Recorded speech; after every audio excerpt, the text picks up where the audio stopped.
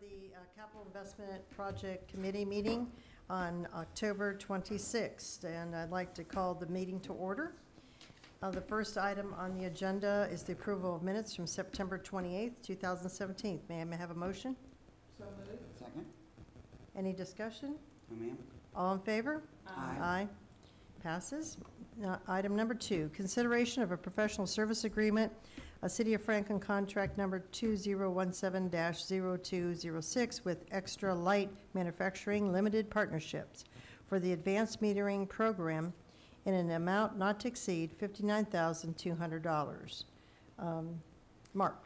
So part of the Integrated Water Resources Plan, one of the projects that came out of it was the recommendation to move towards an advanced metering infrastructure. Currently, we have automated meter reading, which we use a vehicle or handheld devices where we can drive through neighborhoods and essentially ping meters and collect data that way. Advanced metering infrastructure provides the opportunity to collect those data from the office using a set of base stations that are located throughout the city. So we've started stepping through this as we've had a handful of discussions about this over the past several years. What this project will help us do is further this along by doing some data collection, doing some preliminary analyses, do some testing of sampling of meters throughout our system. One of the key elements of this is going through a business process review. As you all know, we're transitioning to Infor utility billing software, so we need to ensure that our business processes are going to be consistent with the advanced metering infrastructure when and if we ever pull the trigger on this project. And ultimately what we'll get out of this is a recommended program to implement advanced metering with a budget as well as a return on an investment should we head in this direction. So the budget for this, or the project cost, is just under $60,000. We've budgeted for this in the water management budget and would request that we move forward with this project. All right, any discussion? Move for approval. I was going to say we need a motion. All right, thank you. Are a lot of people using this? There are a number of people who are heading in this direction. You'll see a lot of it in the electric utility. Brentwood actually is using the same system that we've been looking at. They've started implementation several years ago. Mayfield, Kentucky was one that we actually went and visited and looked at their utility. They use electric and water meters. And what it does is it eliminates the amount of staff that go out in the field on a daily basis. It provides input back on the performance of your meters and whether or not you need to go out and perform any maintenance on them, versus right now we go out really twice a month and collect data on meters throughout the system. So instead of hitting each meter once a month, we're getting data back every hour of every day to see it can provide the customer with that same real-time exactly right. So there's benefit to the customer. I've always wanted to see how much water I'm using at any given time. Well, yeah, you can see it more quickly. It provides more detail. Actually, Middle Tennessee Electric has already implemented advanced metering. Of advanced metering. It's a different their system. own version of that in the last couple years. So that's already happening with a lot of our citizens on the electric utility side. This is where both really water, sewer, and electric utilities are heading in terms of having higher performing metering systems. Correct. Are people skeptical? Are customers skeptical that? I've not gotten feedback from our customers with respect to advanced metering infrastructure. I think, this will give us as we step through this process, we're gonna touch on a number of, the benefits. We will be certainly happy to discuss, I think, some of the concerns that people you hear about, though I've not heard of them directly from our citizens. So not to say that they don't have those concerns, but I personally have not heard those concerns at this point. The other consideration for us is the existing automatic meter reading system, and those meters themselves are getting closer to their end of their useful life anyway, so we'd be going back out and replacing those, and it seems like if you're going to replace them, you might as well replace them with a higher functioning later upgraded technology, when you're out there going to be making those same efforts anyway. So that's been a lot of our thinking in this, is that many of those meters are getting to that point. We're going to need to do this kind of work anyway. Let's get to a more advanced infrastructure. Right. We won't be collecting any new type of information. The information that we receive is going to be the same. It's just we'll be getting it more frequently so we can more adequately respond. And when you have those data that come in more frequently, and you report on those data, you can evaluate whether or not customers may have potential leaks. Say, for example, if the meter runs for 24 hours at a low rate or at some flow rate, it's likely that the customer has a leak on their side of the meter, and we can notify customers of potential leaks that they may not be aware of. So How does this work with, lawn care? You know, as far as irrigation and all that, yeah, or with irrigation, if you have a separate Meter? it would be the same meter for you'd have both. two You could, readings. if a customer chooses to get an irrigation meter, the AMI transmitter would go on that meter as well, and report back to the base station and ultimately the city the consumption that occurs over time. And we've all had or are all aware of customers who have a leak in their irrigation system. It goes into the ground and they don't notice it for a month or two, and their bills are Right. massive.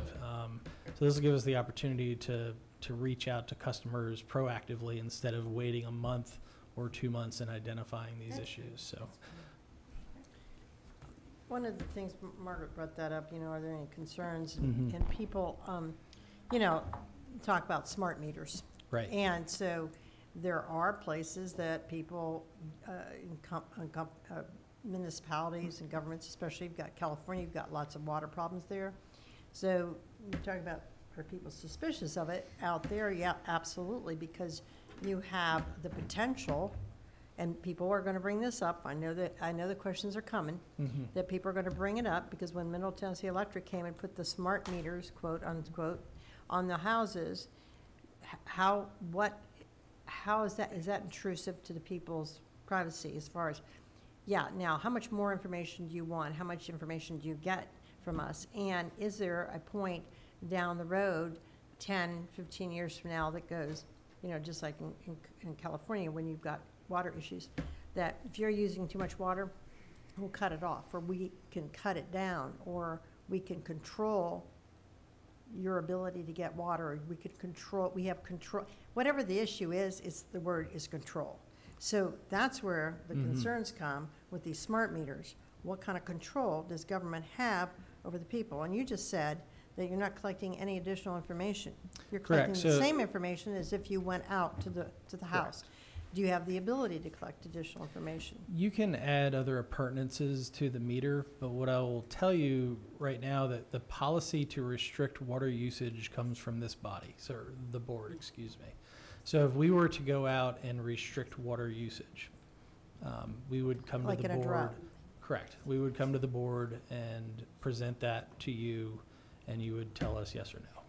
So it doesn't give, I think we don't have the intention of going out and buying the ability to turn water off remotely. Certainly, we're not going to request from the board the ability to do that without input from the board. So I understand the concern, and I mentioned earlier that the data we collect are water consumption values, and there's some data or meter mechanics such as battery information that we collect back as well. So really, Yeah. so those data, we intend on collecting those data solely at this point. If we go towards more remote operation of meters, this is not going to be done in a box. I can understand the concern on the residential level. Should we do that? I would advocate that we look at, because that's not a cheap technology to go out and buy actuated valves for 18,000 customers. But if we were to do that, we would look at, I would think, some key customers possibly, or valves within the system to manage the way that water is distributed throughout our system. I don't view it as a tool for us to go out and shut water down for individual customers. Again, that's a board decision. That's a deliberate decision that happens.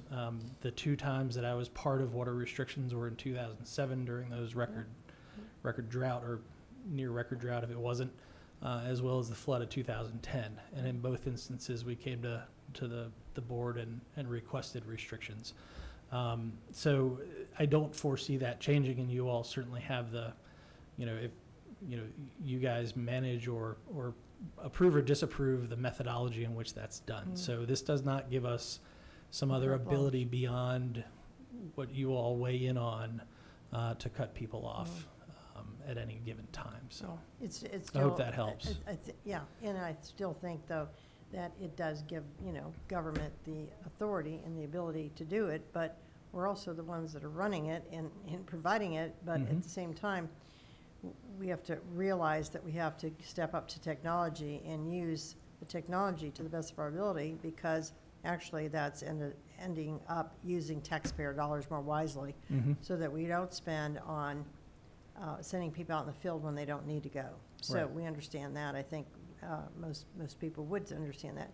But I think those questions are going to be asked, and I think we need to be ready to answer them, like you did, Mark, and Yes, very ma'am. succinctly, and also, that certainly the board has authority.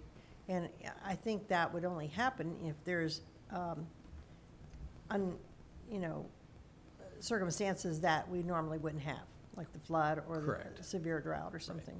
So I don't think that's Yeah, a we- real we- worry at we all do have here system, locally. right. We do have Not system California. meters throughout our distribution system, and, Right. I think it would give us an opportunity to operate those remotely, but it would certainly, at this point, we're not Yep. looking to go down to residential level Okay. to operate, so. Any other questions? No, ma'am, May I have a motion? we did. Yep. We have a You did? motion Oh, and a that's Ready to right, we vote. did. All right, all in favor? Aye. All right, thank you. Item number 3, consideration of draft professional service agreement with C&T Engineering and Inspections for LLC for the Goose Creek Inn Sanitary Sewer Extension Project in the amount not to exceed $33,915. Mark, are you on Okay. again? Sorry. So, that's as you know, we have been working with you all and the property owners Right. and TDEC on abandoning the Goose Creek Inn wastewater treatment facility. The item before you this evening is for inspection services to oversee that work when construction starts, and I apologize that construction start. We haven't issued a notice to proceed. Okay, so we You do? We have not issued one. Oh, So we have received bids, but we're in the process of issuing the notice to proceed, and we'll get back to you on, I guess, on when that occurs and give you the schedule. But this item is to support that construction project, and It's a 90-day construction contract, and what we're waiting on is MAPCO is we're asking them to sign off on the bid before we actually issue the notice to proceed. So 2 out of 3 of the property owners have signed off, but we wanted to go back and circle back now that the project was bid and just make sure we have all 3, support from all 3 property owners. And we're expecting that from MAPCO any day now. I think Interesting that MAPCO is the missing link. when- it's more getting through the corporate Understood. structure there, I think, is what we've Well, run the state, into. you think would have hindered us too with, Yeah. Right. more Yeah, money. it's been easier there than the other. Again, to reiterate, this is fully reimbursed by those 3 properties. They're gonna Yes. pay that back over time, and so this is really just setting it up because the project is working through the city, but they will pay for the costs mhm. associated with bringing it online. Is that old one in use right now? yes, It's it probably is operating. limping along. Move for approval. Second? All right, all in favor? Aye. Aye. All right, thank you very much.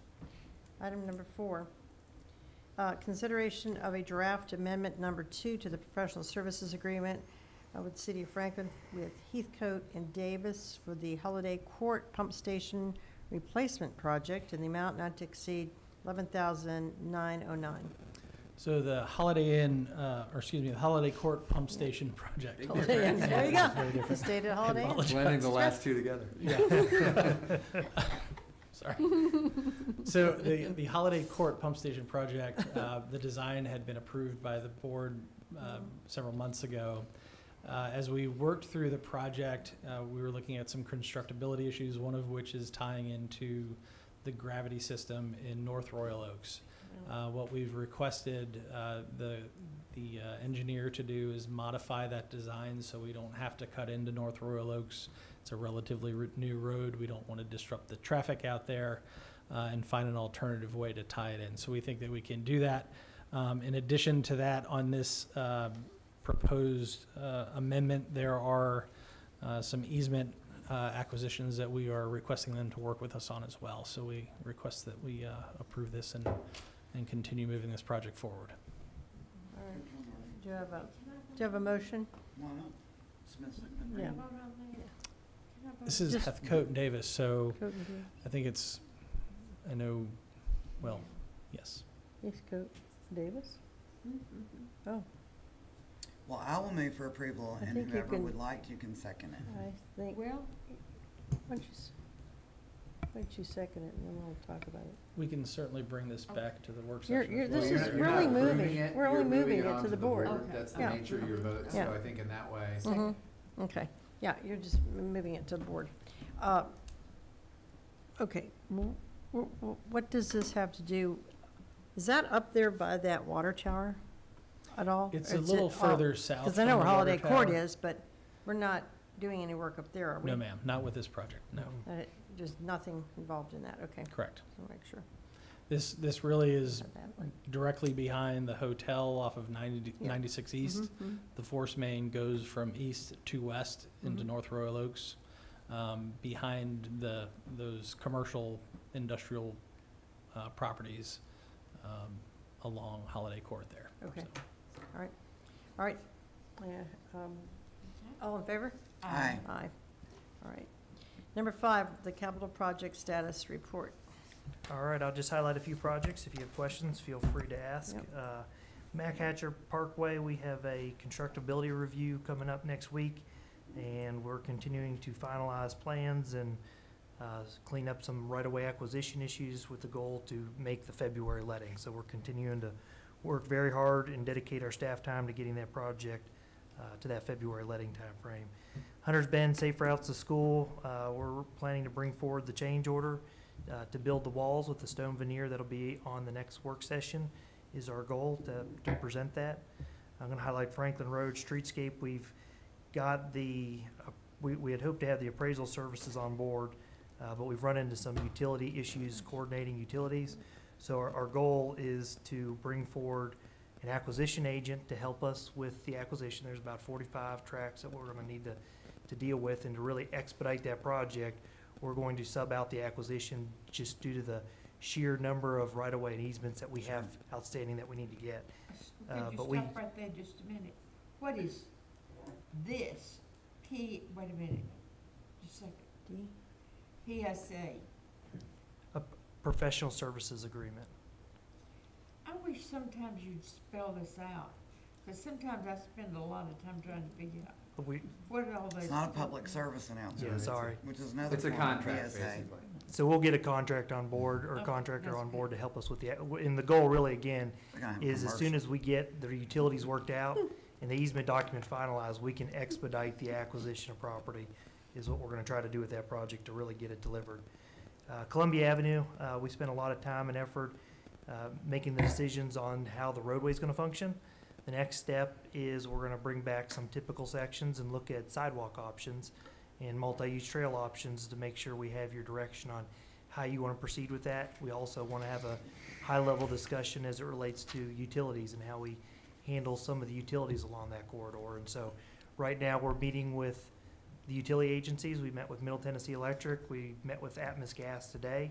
And so we're hoping to bring that back to you to give you a high-level summary on the utilities and see what direction you have as it relates to really how we handle the electric.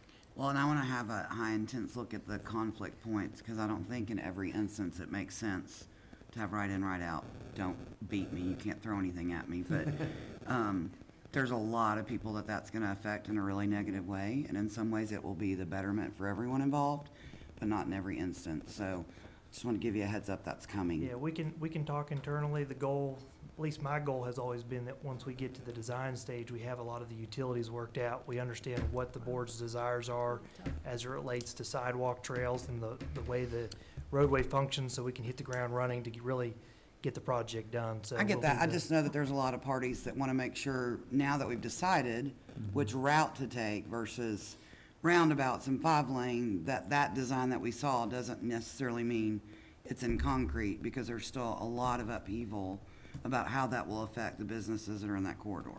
And Okay. again, I think in some instances, it will be a betterment for those people, but then there's other scenarios where it's going to hurt their bottom line. Okay, well, as soon as we So- get through the utilities, we'll have to engage in that. 'cause Right, we- Alderman Speedy?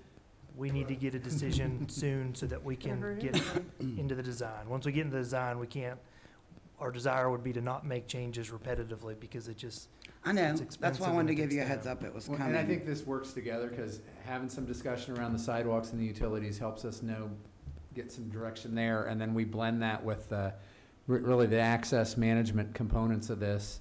We're gonna have to work through that, and I know there were some concerns when we walked through doing the north to south or south to north that we did when we went through there about how it affected certain specific properties and how that would really work, so, Well, I also we'll know need we needed to revisit move that, yeah. forward. And Yes. so when we voted to move forward, Mhm. that was just, in my mind, to pick an option roundabout or 5-lane, not to say what we looked at was like checked off. Set in stone in terms Exactly. of those elements, yeah. We'll need to walk back through that with everybody. Make sure everyone, we're acutely aware of the constructability issues along this corridor as well. Mhm. So Good. that's all gonna be part of the conversation as we move forward with design, and design is gonna play a big role on how Right. this is actually built, so. Thank you. The, Just uh, hope they realize that, you know, we're gonna be cutting in, all these utilities are gonna be, you know, we've got 5 lanes now to deal with, and they're gonna cut a lot more. Will they be underground, the utilities? they'll all be underground, except for you'll have the decision to make of what we do with the overhead electric, Comcast, all the other overhead utilities that are hanging on those lines. What's funny is So- Comcast isn't even all the way in that area. What we're working on, AT&T, what we're working on right now is to meet with those utilities to see high level, what would the cost be to underground that overhead electric and all those utilities? Yeah. And is that a cost or something the board would be interested in pursuing? So Well, to answer your, we- you asked about undergrounding. Right now, as the project's designed, it does not put underground the electric utilities. Correct. It- Good. That is a very, Look like that 96 will, again. that's a significant cost piece. And it's not something the state and the federal grant Yeah. dollars are gonna cover. That would be a local Millions of initiative if dollars. you chose to do that. So we'll still have utility. You're gonna have power poles and all that kind of stuff Oh, yeah. there, yes. It's gonna look like our 96 Yeah. over here. And You're gonna have a 5-lane, 96 utility, identical, because people keep telling us, do something with 96. Why does it look so bad? Why do we have all these utilities? And we have this 5 huge lane, nobody can cross, nobody can do, that's what we've got. Is And that's what we voted for. Now we have to live with it. So, live with it. Because it's gonna be millions of dollars to put the utilities underground. It's probably not gonna happen. I don't see this board voting millions. No, I may be wrong. They may. But if they don't, we're gonna have the same thing we have here in 96 that we're trying to fix. But we're not gonna fix it. Don't get So me started. you're gonna be able to Sorry get a about that. sense of what that would cost. Yeah. So, So, just a moment, Ann. Go ahead. What about, Eric? On Highway 96, it was not just the utilities. The fact is that there were added lanes there of traffic. And so at 96, it wasn't just to make it look nice. It was to get the traffic through. And that's what we've done, as I understand, all of the time out there. Well, you don't have to, yeah, you don't have to But- make it but let me ugly to say- get traffic through, though, you know? But, And today, we have the opportunities to not make it ugly and everything. But that's a whole different discussion. I really don't want yes, to. it is. I don't think we Yeah, should it'll be get a big into it discussion. here. I'm not talking about the because ugly. we- No. I'm because talking we're about the debating it. ability to get through there without Yeah. having a crash. And that's Well, exactly what, That was the 4-lane. Well, All right, let's but move as on. I say, all those things that we did on 96, I don't think there was ever any discussion about undergrounding those utilities there. Oh, no, not at that time, not at that time. The big issue is I want you to know we're But- still working on the project and we're bringing it back for more decisions as soon as Yeah, we're yeah, ready. And that's exactly. kind of the And- next step. And, in you know, design. there's gonna be limited access over there, we know that, so, you know, when will we have more information on that? That's my question. on We're this. hoping December, January timeframe to be bringing that Okay, information good. forward to have that discussion. All right, The sooner the better. okay, Mallory Lane, and Liberty Pike, our consultant's gonna have the preliminary design done by the end of the year is our goal. Really, you know, we're talking about eventually getting into a phase 2 of CIP. My goal has always been to get this design complete and into the right-of-way acquisition phase. And as a reminder, the board, as part of the CIP, funded the phase 1 right-of-way acquisition process for this intersection, and so we're trying to get that design done. We'll bring that forward to the board for a check-in to show you and give you an overview, and then seek a resolution of approval to move into the right-of-way phase to make sure that you're comfortable and happy with the design of what we're delivering. so when do you see us moving into right-of-way phase? After the end of the year, January Okay. timeframe, we'll be presenting it to the board to get your blessing. Thanks. Before you move off of transportation, touch on Hillsborough. Hillsborough Road, you know, the contractor is behind right now. We have recently run into a problem of an 18-inch water main that needs to be lowered. They're working through how we can do that and maintain services. I believe that they are preparing to issue a change order to accommodate that 18-inch water line. But they are running behind, but our goal is to try to get it paved this year and get the topping down. But the contractor admittedly has been struggling with that. How did it get to that point where was it a mistake? When they did the transition during phase 1, apparently it didn't get set deep enough in about a 400 foot section of it, and so we're having to go back and relower that for whatever reason. It just didn't get put deep enough. That's So- on them though, right? It's on them. It's out of the contract time frame. It'd be tough to go back. We need to lower it, and we need to get it moving now. We also had inspection services out there looking at it too. It just honestly was missed. There's a lot of utilities out there that they're dealing with. Hmm. So we're still trying to get it done this year, but it's, That will get, those utilities will be underground, right? yes, they'll all be underground.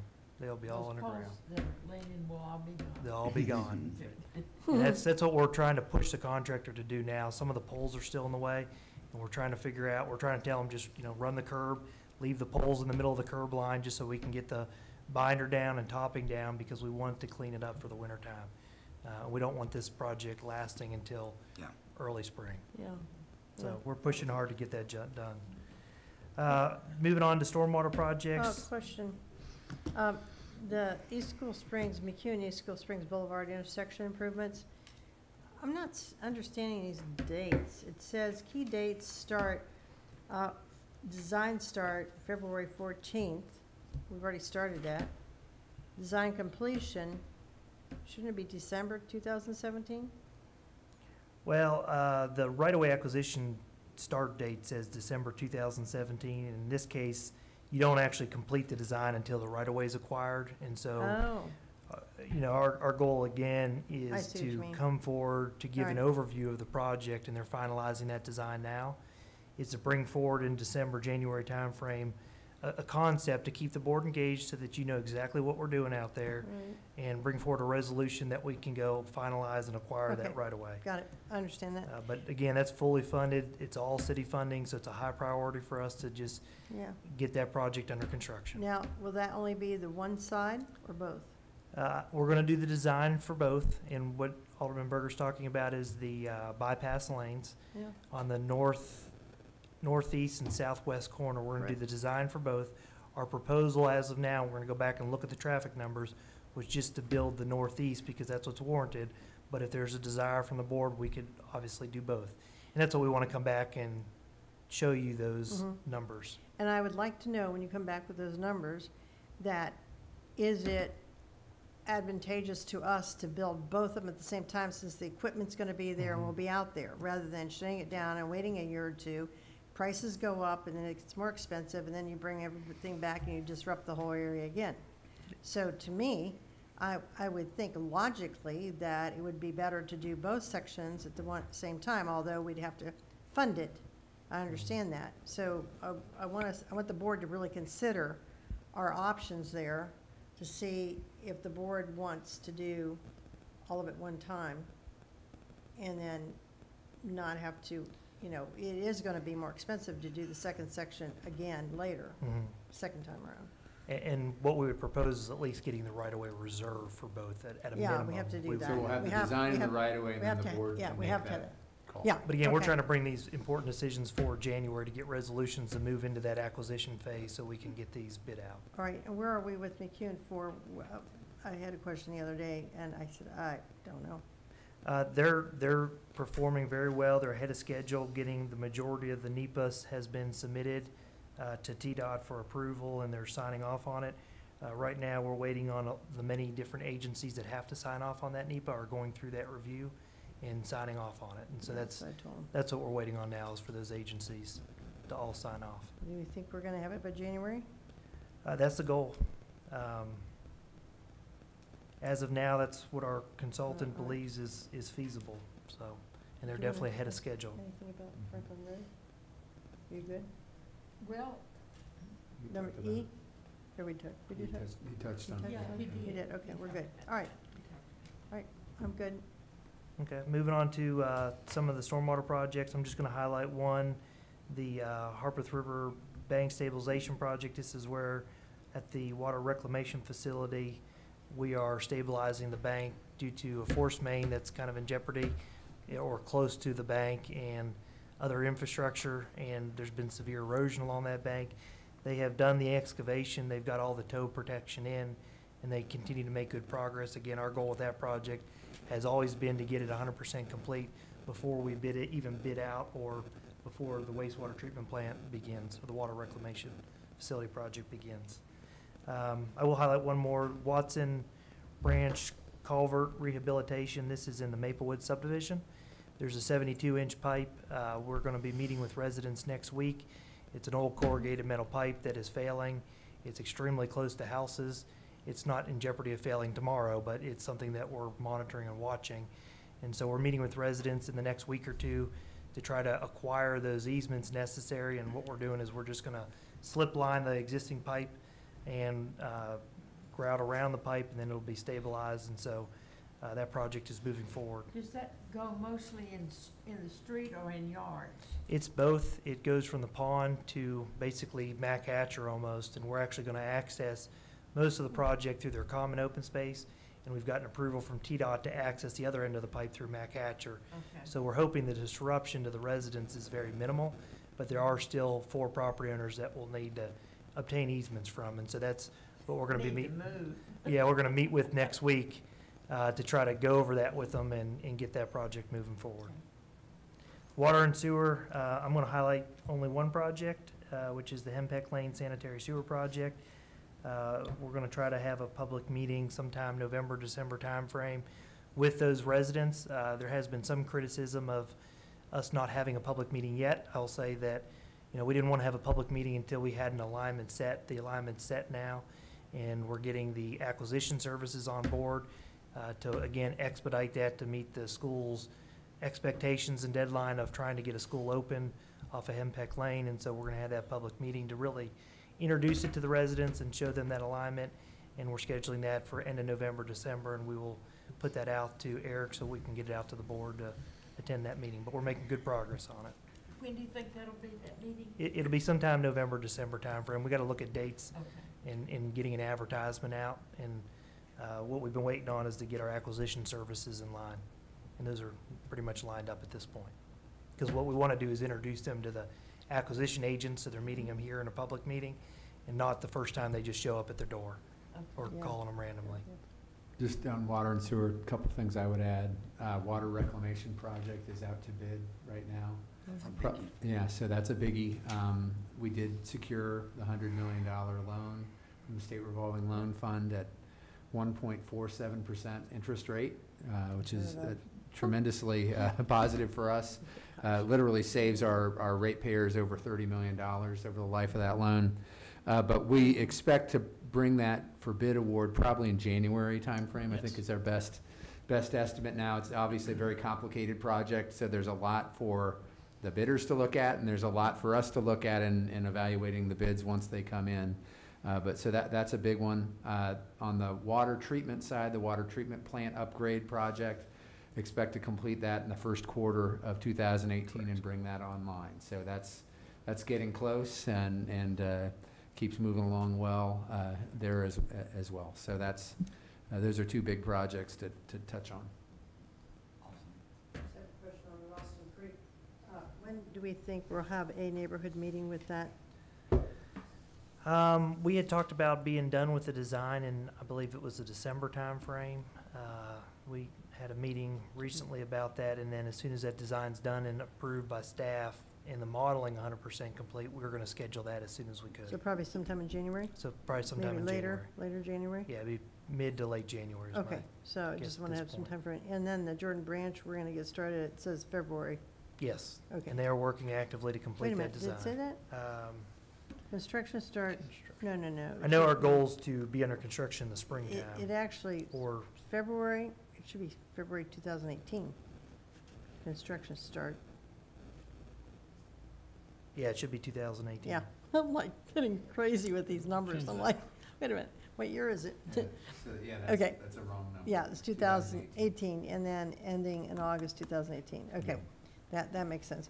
And just keep me informed so we can schedule that meeting, if you'll get with me before we schedule that meeting to make sure we get our Absolutely. dates. Okay, great. Everybody wants to know that. Yep, they do, that's true. And we will make sure everybody Well, on when the do you board think, gets when do you to, think we'll be looking to have that meeting? probably late January? It'd probably be late January, Okay. yeah. I think so, We'll get the word out to everybody on that. if you agree with that. Okay, thank you. Anything else? Motion to adjourn? Right. Do you hear a second? Second. All in favor? Aye. Aye. All right, thank you. Okay.